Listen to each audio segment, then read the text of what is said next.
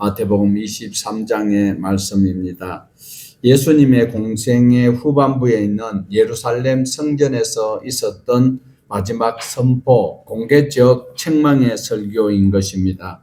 이 장은 단순히 서기관이나 바리새인들을 비판하는 내용이 아니고 형식적인 종교와 참된 하나님의 백성들이 신앙하는 그 태도에 대해서 결정적으로 선언하고 있는 말씀입니다. 그래서 이 장은 우리의 신앙이 외형이 아니고 정말 뼛속까지 감사하며 주님 주시는 이 생명의 말씀이 어떻게 나에게까지 전달되었는가에 대한 심사숙고하며 감사하는 마음으로 우리가 오늘 23장을 살펴보기를 원합니다.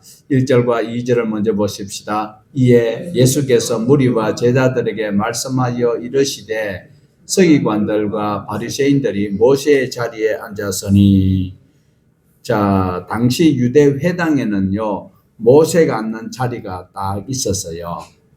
자, 이거를 다르게 우리 전례 종교에 대해서 이야기를 하면 우리나라에는 원래 산신령을 섬기는 그런 민족이었습니다.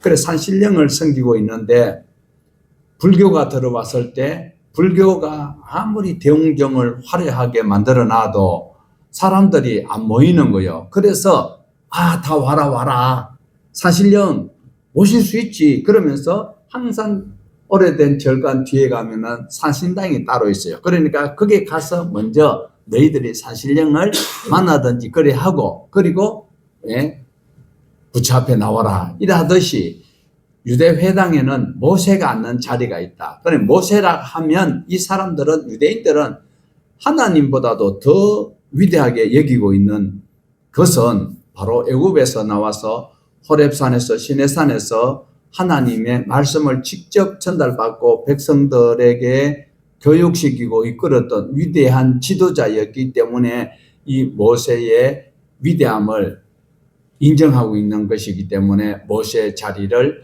만들어 놓고 있었어요.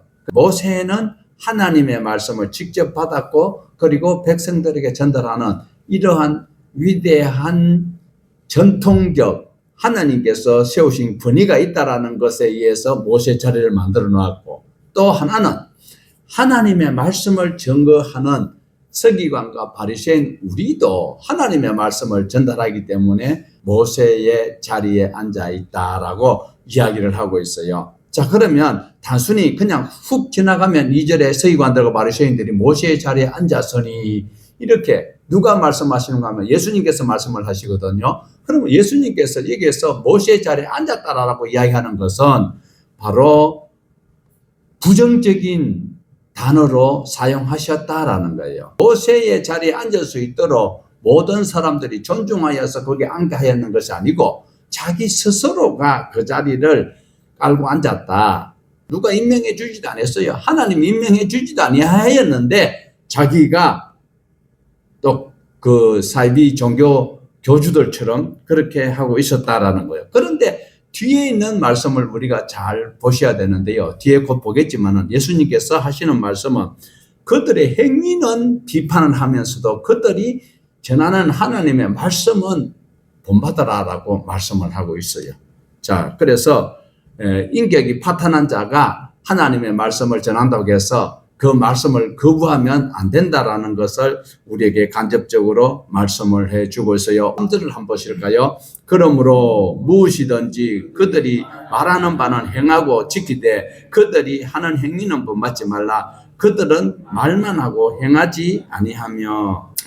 행하고 지키되, 예수님께서는 종교 지도자들, 그 사람들이 바로 바리새인들과 서기관들이지요. 모세의 자리에 앉았다라고 2절에서 분명히 말씀을 하고 있습니다. 이는 그들이 전하는 메시지는 율법이었어요. 하나님의 말씀이었어요. 그래서 하나님의 신성한 말씀을 전달하는 것은 바로 지켜야 되고, 그들이 하는 그런 건방지고 또 남을 업신여기고 자기만 최고라고 여기는 그런 행위는 본받지 말라라고 말씀을 하고 있습니다. 우리 주님께서 3절에서 말씀하시는 바는 무엇인가 하면 바로 전하는 사람의 어떠한 결함 때문에 그 전해지는 메시지를 부정하는 이런 오류를 하지 마라, 범하지 말라라고 말씀을 하고 있어요. 그들이 말하는 바는 행하고 지키라고 분명히 예수님께서 말씀하셨어요. 그래서 전하는 메시지가 중요한 것이지 메신저가 중요한 것은 아니다라는 거예요. 바로 하나님의 말씀은 우리가 지켜야 되고, 그리고 그 전달하는 그 사람의 실수나 이런 것들은 본받지 말라. 자, 그러면 그들은 왜 그렇게 했을까 하면 그들은 말만 하고 행하지 아니하였다라는, 종교 지도자적 모든 권리와 행사는 다 행하면서도 기독교는 주장하면서 자기네들의 의무는 다 하지 아니하였던 것을 말씀하고 있습니다. 그래서 정작 자신들은 하나님의 말씀에 복종하지 아니하고 행하는 그것을 윗선이라고 말하고 있습니다. 4절에서 8절입니다. 또 무거운 짐을 묶어 사람의 어깨에 지우되 자기는 이것을 한 손가락으로도 움직이려 하지 아니하며 그들의 모든 행위를 사람에게 보이고자 하나니 곧 그 경문띠를 넓게 하며 옷수를 길게 하고 잔치의 윗자리와 회당의 높은 자리와 시장에서 문안받는 것과 사람에게 랍비라 칭함을 받는 것을 좋아하느니라. 그러나 너희는 랍비라 칭함을 받지 말라. 너희 선생은 하나요 너희는 다 형제니라. 생명과 자유를 모두에게 주어서 더 풍성한 삶을 살도록 해줘야 될 그들이 오히려 그 권한을 가지고 타인을 종으로 삼고 자기의 이익을 위해서 사용하는 이런 인간들이 되고 말았다라는 거예요. 자기는 한 손가락으로도 움직이지 아니하고 다른 사람들에게 떠맡기고 편하게 살려고 하는 이런 인간들이 지금 공무원 중에서도 수두룩하고 있다라는 것 또한 부정할 수 없을 것입니다. 신앙의 본질은 하나님의 관계보다도 나를 보라라고 하는 그들의 바리새인과 서기관들의 태도였던 것을 지적을 하지 아니할 수 없습니다. 자, 여기서 경문의 띠와 그리고 옷수를 우리가 언론 생활할 때는 우리 정서로는 이해가 잘 안 됩니다. 그러나 실제로 하나님의 말씀을 하나님께서 신명기에 보면 그래요. 그래, 저기에서 경문띠라는 테필린을 머리에다가 쓰는 사각형이 있어요. 거기에는 하나님의 말씀을 기록해 가지고 여기에 비간에 묶어 가지고 팔에도 이렇게 감아 가지고 하나님의 말씀을 기록하고 있는 거예요. 그리고 저 옷도 밑에도 보면 술을 길게 이렇게 늘어뜨리면 남이 볼 때는 굉장히 거룩하게 보이는, 할 수 있도록 이런 것을 이 사람들의 태도에서 나타내고 있는 것을 지적을 하고 있습니다. 바로 랍비들이 저 모습으로 하고 있기 때문에 예수님께서는 랍비라 칭함을 받지 말라라고 말씀을 하기도 하였습니다. 자, 그래서 우리 모두는 형제다라고 예수님께서 말씀을 하신 것은 주 안에서 예수 그리스도를 믿으면, 그러니까 우리가 지금 김정은이를 패치기부야 돼요. 전도해가지고 하나님 나라에 같이 가도록 힘써야 될까요? 말은 그런데 패치고 싶은 마음이 더 우선하는 것은 사실이다라는. 형제됨의 회복은 교회 안에서 직분이나 그 역할이 계급이 아니다. 자, 9절에서 12절입니다. 땅에 있는 자를 아버지라 하지 말라. 너희 아버지는 한 분이시니 곧 하늘에 계시니시니라. 또한 지도자라 칭함을 받지 말라. 너희 지도자는 한 분이시니 곧 그리스도시니라. 너희 중에 큰 자는 너희를 섬기는 자가 되어야 하리라. 누구든지 자기를 높이는 자는 낮아지고 누구든지 자기를 높이는 자는 낮추는 자는 높아지리라. 또 이걸 또 고치고대로 하고 또 용환이 집사나 또 우리 김경미 집사 또 저보고 아저씨고 이러면 안 되는 거요. 생물학적 부모나 그 육신의 그 권위를 부인하라는 것이 아니라 이거는 영적 생명과 가치의 권한이 어디에 있는지를 알라라는 것을 말씀을 하고 있습니다. 당시 아버지라는 호칭은요, 육신의 아버지도 아버지지만 사회적 위치에 있는 지도자 위치에 있고 스승님이나 그리고 종교 지도자들을 아버지라고 그 당시에 별칭이 아니고 경건의 호칭으로 경칭으로 사용하였던 것을 볼 수가 있습니다. 인도자는 존경을 받아야 마땅하지만 그는 인간의 지도자로서는 하나님처럼 숭배를 받아서는 안 되고 숭배의 대상이 되어서는 안 되는데, 당시에 많은 사람들은, 그 추종자들은 경배를 하고 있다는 것을 우상화하는 이런 것들을 하나님께서는 엄격하게 금하고 있습니다. 지도자라 칭함을 받지 말라. 공동체 내에 그 직분자들에게 주시는 경고인 것입니다. 교회 안에 어떤 지도자라 할지라도 그리스도를 대신할 수는 없어요. 지도자는 그리스도를 가르치는 손가락일 뿐이에요. 그리스도를 가리키는 손가락이 되어야 되는데, 이 손가락이 어떤 권위를 행사한다면 그것은 가장 왜곡된 행위자가 되고 만다라는 겁니다. 세상 질서는 얼마나 많은 사람을 부리느냐, 얼마나 많은 사원을 거느리고 있느냐에 대해서 재벌이 될 수 있지만, 우리 하나님께서는, 하나님의 나라의 질서는 얼마나 많은 사람을 섬기고 있느냐, 당신이 얼마나 낮은 자리에서 섬기고 행하고 있느냐를 물으신다라는 것입니다. 스스로 높아지려고 하는 지도자들은 하나님과 거리감을 만들고 있는 안타까운 행위자가 아닐 수가 없습니다. 자, 우리 13절에서 14절 봅니다. 화 있을진저 외식하는 서기관들과 바리새인들이여, 너희는 천국 문을 사람들 앞에서 닫고 너희도 들어가지 않고 들어가는 자들도 14절 없음. 예. 화 있을진저, 이 소리는 단순히 저주가 아니고 헬라 원어적으로 보면 슬프다라는 이런 탄식의 의미가 포함되어져 있습니다. 저주하는 것이 아니고, 예수님이 저주하는 것이 아니고 정말 너희들 보니까 안타깝다. 그렇게 학식과 지식을 들여서 왜 그렇게 하느냐, 이렇게 안타까워하는 말씀을 우리에게 보여주고 있습니다. 마치 생명길로 인도해야 될 이들이 지옥으로 행하도록 하고 있습니다. 위선적, 그 보여주는 종교적 가면에 그들이 속아 있다는 사실입니다. 가장 충격적인 고발은 종교 지도자들이 바로 천국 문을 닫고 있다.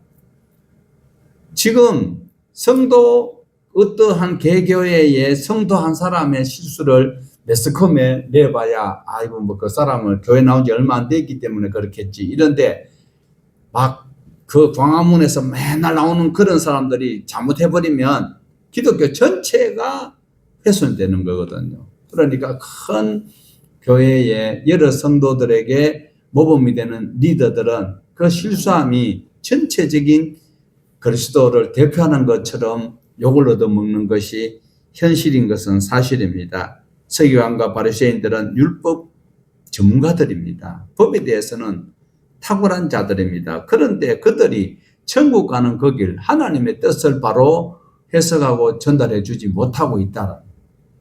그리고 오늘날도 마찬가지예요. 하나님이 아까 장로님 기도하셨는 것처럼 하나님의 말씀이 얼른 듣고 이러면 별로 메리트가 없는 것 같아요.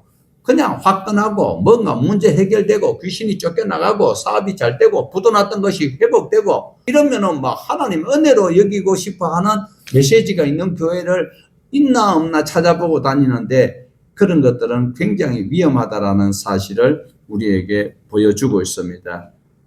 하나님의 진리의 말씀을 가르쳐야 될 그들이 은혜의 대로를 틀어막는 가시로 만들고 있다면 이것은 저주를 받아 마땅할 것입니다. 오늘 이 말씀은 우리에게도 경고가 되고 있습니다. 우리는 사람들을 하나님께로 인도하는 자가 돼야 되지, 내가 다른 사람들을 교회 못 오도록 만들고 천국 가지 못하도록 만드는 그 일에 걸림돌이 되어서는 안 된다라는 것입니다.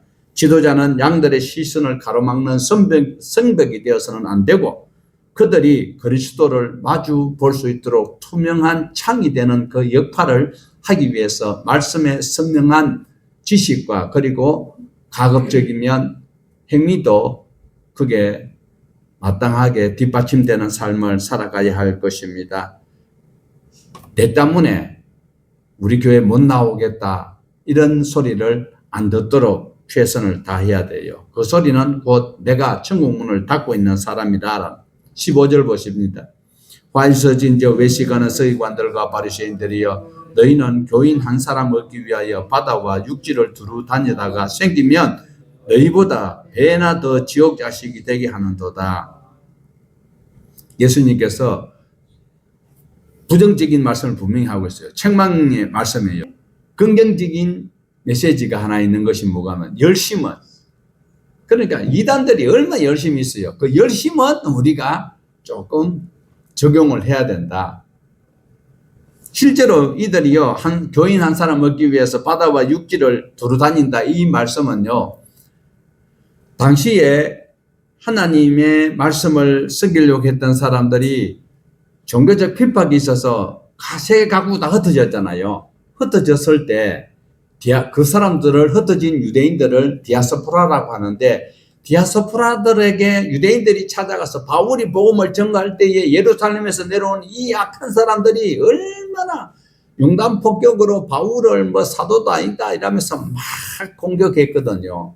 그래서 완전히 자기도 지옥 백성인데 자기가 지옥 가는 것보다 그 사람을 배나 더 지옥 가게 만든다. 이 소리는 내가 전도를 하게 되면은요, 전도를 했을 때 그 대상은 우선에는 자기가 하나님 말씀에 익숙해지기 전까지는 자기를 이끌었던 그 사람의 모든 행위와 그 말을 신뢰하듯이, 그러니까 저 바리새인과 서기관들은 새로 개종한 사람을 너무나도 힘들게 하고 있다. 배나 더 지옥 자식을 만들어서 하나님의 말씀에 근접할 수 없도록 만드는 이런 것을 말씀을 하고 있습니다. 그래서 우리 주님께서는 하시는 말씀이 바로 생기면 너희보다 배나 더 지옥 자식이 되게 한다. 여기서 지옥 자식이 된다 하는 이 소리는 무시무시한 소리입니다. 지옥의 유황불 속에 있는 것을 말하는 것이 아니고 하나님의 말씀이 내 삶의 공동체와 그리고 내가 예배하는 예배당 안에 하나님의 생명의 말씀이 말라버리도록 만드는 그것이 왜곡되게 하여서 하나님을 바로 볼 수 없도록 만드는 그 처소가 바로 지옥이다라는 거죠. 오직 예수 그리스도의 십자가의 피 복음을 전가하고 예수님께서 우리에게 율법을 완성시키러 오신 그 말씀을 달게 받을 수 있도록 인도하지 못하는 그 처소가 바로 지옥이다라는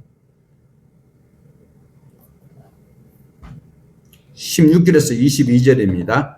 화이서진 저 눈먼 인도자여 너희가 말하되 누구든지 성전으로 맹세하면 아무 일 없거니와 성전의 금으로 맹세하면 지키다 하는도다. 어리석은 맹인들아 어느 것이 크냐 그 금이냐 그 금을 거룩하게 하는 성전이냐 너희가 또 이르되 누구든지 제단으로 맹세하면 아무 일 없거니와 그 위에 있는 예물로 맹세하면 지키라 하는도다. 맹인들이여 어느 것이 크냐 그 예물이냐 그 예물을 거룩하게 하는 제단이냐 그러므로 제단으로 맹세하는 자는 제단과 그 위에 있는 모든 것으로 맹세하며 또 성전에 맹세하는 자는 성전과 그 안에 계신 이로 맹세하며 또 하늘로 맹세하는 자는 하나님의 보좌와 그 위에 앉으신 이로 맹세함이니라. 당시에 바리새인들은 맹세의 효력을 차등화하는데 교묘하게 차등화하고 있어요. 성전으로 맹세하면 안 지켜도 된다. 그러나 성전에 내가 낼 금을 어떻게 하겠다 하면 그 물질에 관계된 것은 철저하게 내야 된다. 그리고 성전으로 맹세하는 것은 안 지켜도 아무런 처벌이 없어. 그런데 성전에 드려지는 예물로 맹세하면 그거 안 지키면 큰일 나. 예. 오늘날 그런 메시지가 정말 있어요. 성전의 금으로 맹세하면 반드시 지켜야 한다. 진리의 절대성을 물질로 치환하는 이 악한 자들이 바로 다른 사람들을 배나 더 되는 지옥 자식을 만들게 한다. 오늘날도 예배에 참 생명의 메시지를 증거하기보다도 헌금을 얼마만큼 잘 걷어들이느냐, 부흥 집회 가서 헌금을 집회 메시지는 고사하고 간에 얼마만큼 헌금을 잘 짜내느냐, 그 강사가 1등 강사예요. 리스트가 쫙 나와가 있어. 대한민국에 리스트 있다니까요. 하나님의 말씀이 우선이 돼야 되는 것이고, 예배의 본질을 우리에게 보여주는 메시지다라는 겁니다.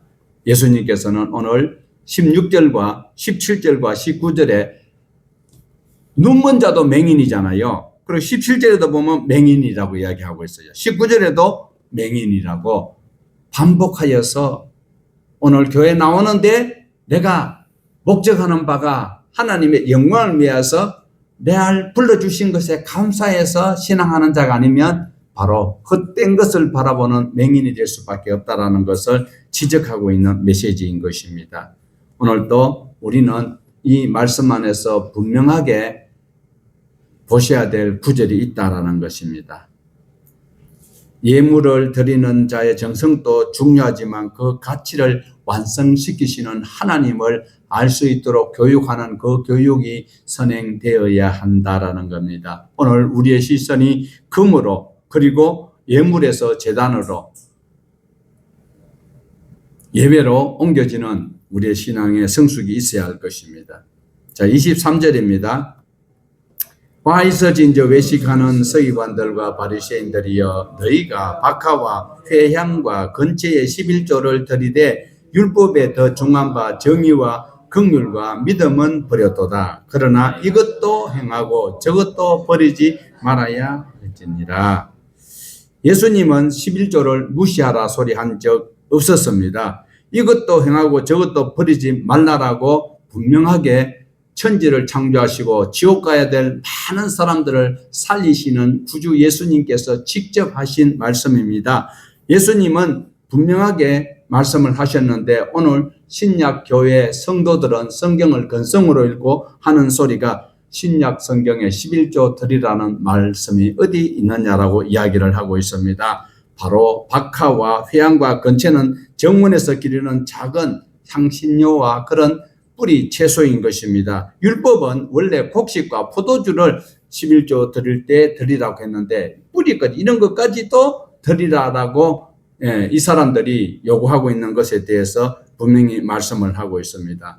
그런데 정확하게 뿌리 채소까지도 10분의 1을 드리는 것을 우리 주님께서는 하지마 이 소리를 하지 아니하셨다라는 거예요. 원래 율법에는 포도주와 곡식을 10분의 1을 제사장에게 드리도록 했어요. 그런데 지금 이 사람들은 어떻게 해요? 박하와 회향과 그러니까 향신료 그리고 뿌리 채소까지도 11조를 드리는데 우리 주님께서는 그까지도 이것도 저것도 버리지 말아라고 말씀을 하는데 바로 말라기 3장 10절을 우리 같이 한번 보실까요? 만군의 여호와 나의 집에 양식이 있게 하고 그것으로 나를 시험하여 내가 하늘 문을 열고 너희에게 복을 살 곳이 없도록 붙지 아니하나 보라. 여기에서 나의 집의 주안점을 보셔야 돼요. 11조를 드려야 되는데 나의 집이 어딘가? 나의 집을 분명하게 우리에게 말씀을 하고 있어요. 그것은 바로 제사장이 섬기는 그 성전에 11조를 내야 된다라는 것을 말씀하고 있습니다. 그리고 디모데 전서 3장 15절에 이 집은 살아계신 하나님의 교회요 진리의 기둥과 터이니라. 오늘날 나의 집은 건물을 넘어서 예수 그리스도의 이름으로 모이는 그 공동체를 말하고 있지요. 그러니까 내가 오늘날 많은 사람들이 성경적 11조를 오해하여서 개인이 선택하는 선교단체나 그리고 내가 어떠한 특정 장소를 지정하는 것보다 자기가 몸담은 신앙 공동체에 먼저 연결하는 그 신앙을 우리에게 분명히 말씀하시는 것은 박하와 회양과 근처에까지도 지켜야 되고, 그리고 어떻게 해요? 곡물과 포도주도 드리는 것 잊지 말아야 된다라는 것. 그것이 바로 이것도 행하고 저것도 버리지 말아야 할지니라. 이것이 무엇입니까? 율법에 더 중요한 것은 정의와 긍휼과 믿음을 말씀하고 있고, 저것은 11조와 같은 종교적 의무도 버리지 말아라라는 성숙된 말씀을 우리에게 교육하고 있습니다. 그러나 이들은 이 구절을 오해하여서 본질이 중요하니까 형식은 무시해도 된다라는 이런 식으로 말하는 것을 예수님께서는 단호하게 거부하고 있습니다. 참된 신앙은 내면의 본질이나 외면의 형식을 통하여 흘러나오는 상태라는 것을 우리에게 다시 한번 생각할 수 있도록 기회를 주셨습니다. 24절에서 26절입니다. 맹인된 인도자여 하루살이는 걸어내고 낙타는 삼키는도다. 바이스를 진저 외식하는 서기관들과 바리새인들이여 장과 대접의 겉은 깨끗하되 그 안에 탐욕과 방탕으로 가득하도다. 눈먼 바리새인이여 너희는 먼저 안을 깨끗하게 하라. 그러면 겉도 깨끗하다. 자, 이 사람들이 하는 행위를 우리 주님께서는 역겨워하고 있습니다. 자기네들 이익되는 것은 수단과 방법을 가리지 아니하고 손해나는 것은 최후의 방법으로 막아내는 것. 그래서 하루살이는 걸러내고 낙타는 삼킨다. 이 말씀은 유대인들의 정결 규례를 예수님께서 아주 비꼬고 있는 문구인 것입니다. 하루살이는 아주 작은 것이잖아요. 이 사람들이 어떤 습관이 있나 하면 부정한 것 마시면 큰일 나니까 포도주를 마실 때 그냥 안 마시고 포도주를 하루살이가 그거 빠지면 안 되니까 천에다가 걸러서 그 포도주를 마시는 거예요. 그러면서 낙타는 지금 보니까 뭐 TV에 보니까 낙타 고기도 막 그 사람들이 먹더라고요. 낙타 우유가 낙타유도 짜먹고 하는데 성경에서 가장 큰 동물 중에서 부정한 짐승은 낙타예요. 이 낙타는 그대로 통째로 삼켜버리는 하루살이는 걸러 먹으면서 이런 것을 비꼬고 있습니다. 그런데 신앙생활을 내로남불하면 안 된다. 예수님은 저렇게 지도자들을 맹인되었다라고 지적하면서 갑자기 식탁으로 확 장면을 바꾸는 장면이 나오고 있습니다. 그것이 무엇인가 하면 장과 대접을 말하고 있어요. 예, 저 잔 껍데기는 멀쩡한데 속에는 얇아진 거 다 담고 있다라는 거예요. 거룩하게 경문 위에 테필린을 위에 머리라고도 하고 또 뭐라고도 이야기합니까? 머리에 미간에 여기다가 붙이고 팔에 여기다가 막 줄을 막 7번 이렇게 감아가 이래가지고 옷술도 막 길게 하고 기도도 막 길 가다가 사람 없으면 기도 안 해. 이래 있다가 뽀시락 소리 나면 막 손 들고 막 나는 저 바로 세리보다도 막 이러면서 이렇게 하는 것을 굉장히 역겨워하시던 주님이시다라는 거예요. 그래서 저 장과 대접은 안에서부터 깨끗해야 겉도 깨끗한 것이다라고 말씀하고 있는데 우리가 볼 때는 겉이 깨끗해야 겉이 지저분하면 그 속에 담은 거 먹을 수 있어요. 사람의 보이는 종교적 판단은 직분과 화려한 말솜씨, 경건해 보이는 그 자세를 말하고 있어요. 그러나 하나님이 보시는 것은 하나님은 원래 중심을 보신다고 했잖아요. 그러니까 탐욕이나 방탕 이런 것이 가득하면 주님께서는 싫어하신다라는 여기서 신학적 고발을 하고 있는데 하나님은 외모가 아닌 중심을 보시는 분인데 이 위선자들은 하나님을 겉 모양으로 속은 안 보시는 하나님으로 오해하고 있는 이런 불경죄를 짓고 있다라는 이미 지옥 갈 죄를 짓고 있으면서도 불경죄를 하나 더 추가하고 있는 것입니다. 여러분, 분명한 것은 우리의 신앙은요, 전시용 그릇을 화려하게 닦는 것이 중요한 것이 아니라 내 내면에 하나님의 말씀을 내 마음에 깊숙이 심어놓고 사단이 빼앗아가지 못하도록, 하나님의 말씀을 들으면 들을수록 기억이 안 날 때 있어요. 희한한 게요, 하나님의 말씀을 들으면 우리 들은 거 다 기억하면 얼마나 좋을까요? 그런데 기억에 한계가 있어요. 예배에 참석하고 교회 안에 머무는 사람들이 들었던 설교를 다 기억 못해. 그런데 내가 위기에 처했을 때, 그리고 내가 어려움이 있을 때에 하나님 앞에 기도하면 성령님께서 그때에 들었던 생각을 우리 마음속에 기도 속에 처박혀 있던 말씀을 푹 건드리면 그것이 내가 이 문제를 극복하고 내 생활에 다시 지표로 삼고 용기를 얻을 수 있도록 해 주시는 그 말씀을 내 마음속에 담아놔야 된다.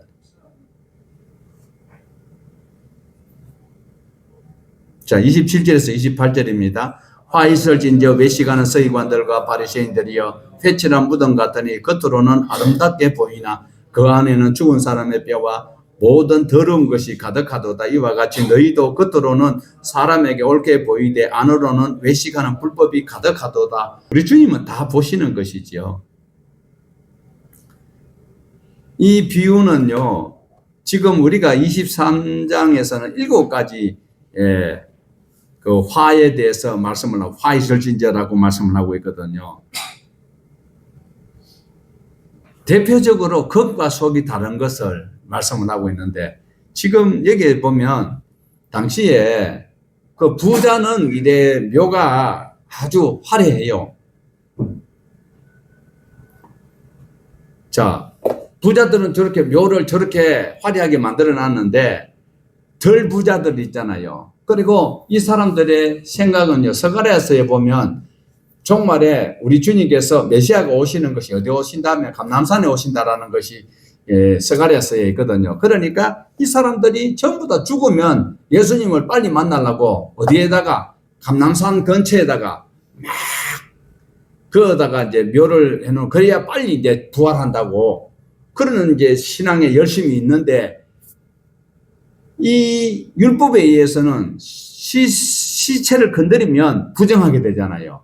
그런데 6월절이 가까워지면 저기에다가 어느 게 묘인지 아닌지 모르니까 6월절 되면 세계 흩어졌던 디아스포라들이 다 모여드니까 그 많은 사람들이 오다 보면 모르고 자기도 모르게 그 무덤을 밟을 수 있고 건드릴 수도 있어. 그러니까 저기에다가 무덤에다가 칠을 해놓는 거예요. 예. 지은 아주 잘한 거지요. 그런데 그 칠한 것을 예수님이 지적하는 것은 아니에요.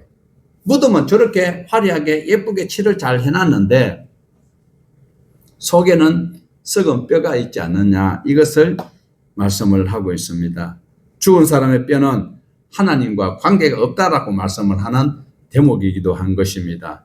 사람에게 옳게 보이려고, 사람에게 잘 보이려고 겉을 저렇게 화려하게 치장을 하고 있지만 교회 안에 와가지고도 하나님의 말씀을 듣는 척하면서 속으로는 온갖 자기 잣대로 저울질하는 이 사람들이 바로 속에 뼈가 가득한 사람의 범죄에 포함되는 것을 말씀을 하고 있습니다.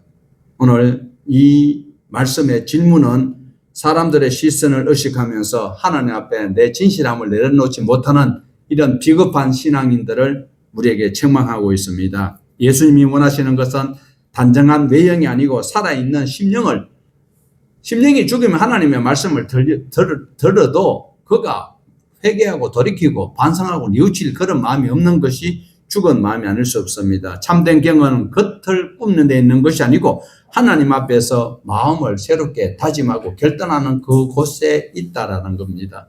29절에서 30절입니다. 화 있을진저 외식하는 서기관들과 바리새인들이여 너희는 선지자들의 무덤을 만들고 의인들의 비석을 꾸미며 이르되 만일 우리 조상 때에 있었더라면 우리는 그들이 선지자의 피 흘리는 데 참여하지 아니하였으리라 하니. 자, 서기관과 바리새인들이 얼마나 나쁜 짓을 하는가, 그것을 가지고 지금 30절에 보면요, 서기관과 바리새인들이 하는 소리예요.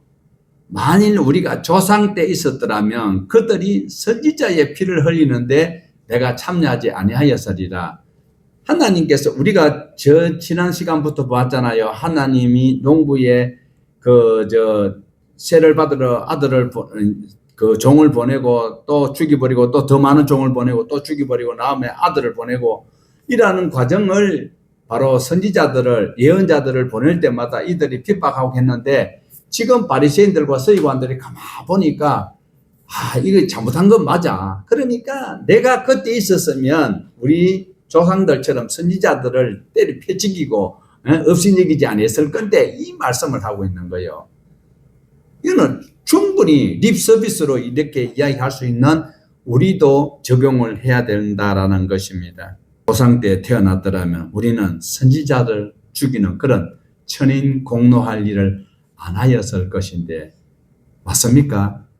조상들에게 했던 것을 철저하게 반성하면서 그러면 자기 삶이 지금 변화돼야 되잖아요. 그런데 지금 누구를 죽이려고 하고 있어요?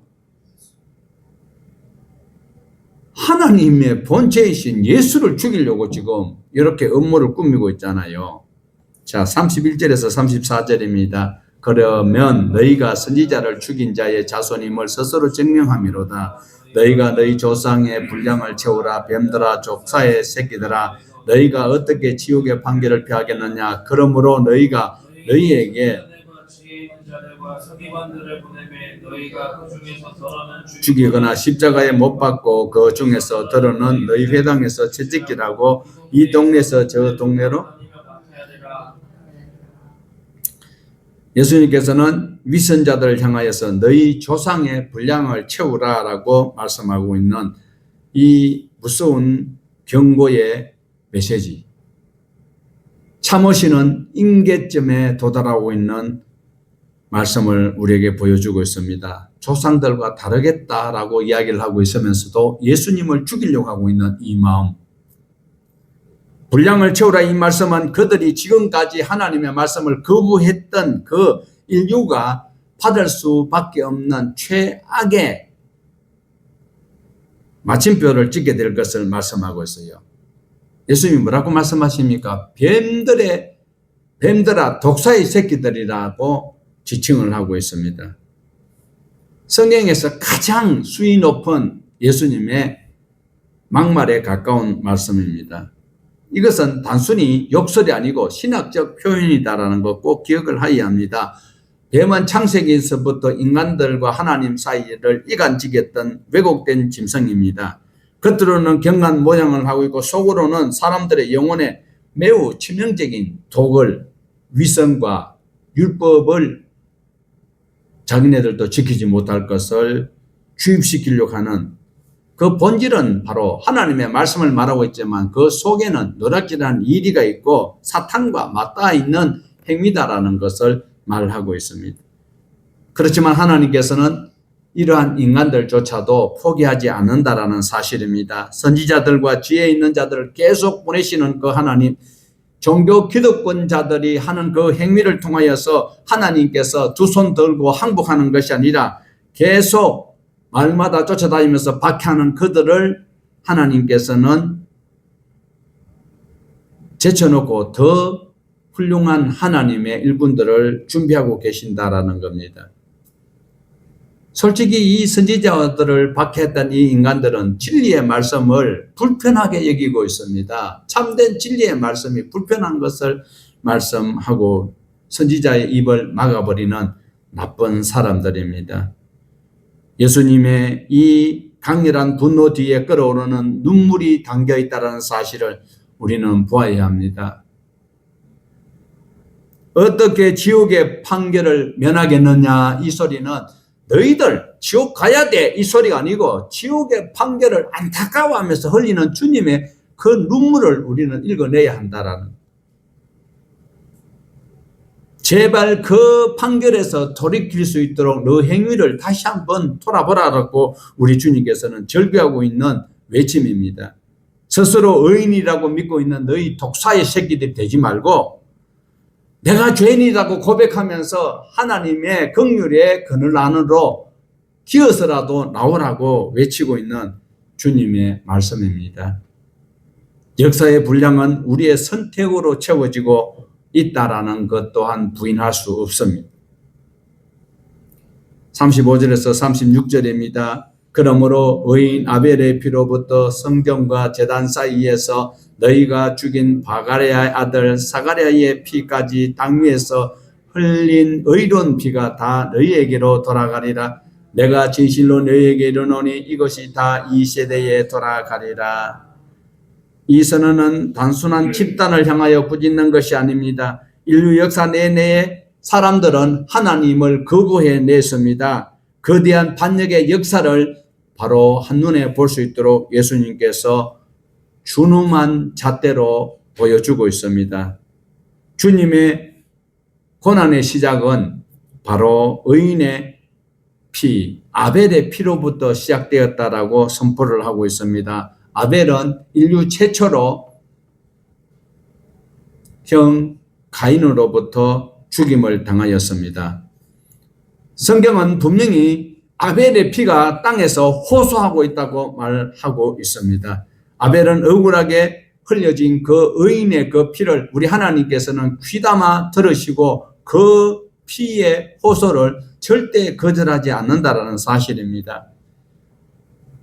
제일 먼저 맞아 죽었던 사람이 아벨이었는가 하면, 그리고 우리 성경은 맨 끝에 구약의 끝이 말라기지만은 히브리들 성경은 세 섹션으로 나누어지는데 율법과 예언서와 성문서가 있는데 성문서가 맨 끝에 있거든요. 맨 끝에 역대기가 있어요. 우리는 예언서 맨 마지막에 말라기인데 이 사람들도 예언서에는 예언서 끝은 말라기가 맞아요. 그러나 성문서 끝에는 역대하가 마지막이거든요. 역대하에 보면 바가랴의 아들 스가랴가 돌에 맞아 죽었어요. 하나님의 말씀이 있고 가장 거룩한 그 장소에서 하나님의 말씀을 정하는 스가랴를 돌로 쳐 죽였다라는 거. 의인 아벨이 죽었고 바로 스가랴가 가장 거룩한 성전에서 죽었다. 이 소리는 바로 하나님의 아들 예수, 나도 곧 이렇게 너희들이 죽일 것이다 라는 것을 말씀을 하고 있는 것을 우리는 여기서 얼렁뚱땅 읽고 넘어가서는 안 된다라는 것입니다. 의인의 피가 땅에 스며들 때 하나님께서는 땅에서 호소하는 그 피를 결코 좌시하지 아니하신다라는 사실입니다. 의인의 흘린 눈물 한 방울, 의인이 흘린 그 피 한 방울, 우리 하나님께서는 분명하게 순교자의 그 피, 순교자가 디뎠던 그 장소에 생명의 새로운 역사를 주님께서는 펼쳐 가신다라는 것을, 그러면서 이제라도 그 피의 계보에서 벗어나서 생명의 계보로 옮기는 것이 가장 현명한 그리스도인이다라고 우리에게 촉구하고 있습니다. 오직 십자가 보혈 아래에서만 우리의 영생을 얻을 수 있는 준엄한 심판에서 벗어날 수 있는 기회가 된다는 것입니다. 37절에서 39절입니다. 예루살렘에 예루살렘아 선지자들을 죽이고 내게 파송된 자들을 돌로 치는 자여, 암탉이 그 새끼를 날개 아래 모음같이 내가 내 자녀를 모으려 한 일이 몇 번이더냐. 그러나 너희가 원하지 아니하였도다. 보라, 너희 집이 황폐하여 버린 바 되리라. 내가 너희에게 이르노니 이제부터 너희는 찬송하리로다. 주의 이름으로 오시는 이 할 때까지 나를 보지 못하리라. 예루살렘아 예루살렘아, 반복되는 이 도시의 이름을 부르는 것은 간절한 사랑과 슬픔의 표현인 것입니다. 여러분 기억나십니까? 아버지를 죽이려고 했던 아들이 있었어요. 다윗 왕을 죽이려고 모반을 했던 압살롬이 그 요압 장군에게 내 아들은 죽이지 말라고 했는데 요압이 감정이 있어서 죽여버렸어요. 그랬을 때에 천하 나쁜 놈, 정말 나쁜 놈, 아버지를 죽이고 아버지의 후궁을 대낮에 그렇게 나쁜 짓을 했던 그 아들이 죽었는데도 다윗이 어떻게 불렀어요? 압살롬아 압살롬아, 내 사랑하는 압살롬아. 이 사랑의 그 안타까움과 슬픔이 교차하고 있듯이 예수님께서는 이 예루살렘 성전이 있고 하나님의 말씀이, 그리고 그 말씀 안에서 언약 백성들이 지켜야 될 그 규범이 교육되는 그 장소가 어떻게요? 무너지고 파괴될 날을 바라보면서 우리 주님께서는 안타까운 마음으로 외치고 있습니다. 하나님이 보낸 선지자들을 죽이고 가두고 욕보이고 돌로 치는 그 장소가 바로 우리 예수님께서는 자신을 암탉에 비유하고 계시는 것입니다. 사나운 포식자, 심판과 환란이 다가올 때까지 날개 아래 모여들 수 있도록 품으시는 우리 주님을 보셔야 됩니다. 닭은요, 모성애가 닭이 아니라 모든 어머니의 다 그럴 거예요. 예수님이 지금 암탉을 비유하여서 날개 아래 그 모으는 그것은 자기가 죽더라도 저 병아리들은 구원을 얻어야 되겠다. 예수님은 돌아가시더라도 예수님을 믿는 자들은 구원을 꼭 받을 수 있도록 해주시는 목숨 걸고 행하는 어머니의 그 사랑, 아가페적 사랑을 본능적으로 표시하는 장면이 바로 여기에 있습니다. 주님은 몇 번이더냐 물으십니다. 하나님은 한 번이라도 이스라엘을 잊어버린 적이 없었습니다. 오늘도 우리 하나님은 저와 여러분을 잊어버린 적이 없고 오늘도 찾고 계신다는 사실을 꼭 기억하시고, 하나님이 부르시는 천국에는 강제로 우리를 데려가는 것이 아니라 초청을 하고 있습니다.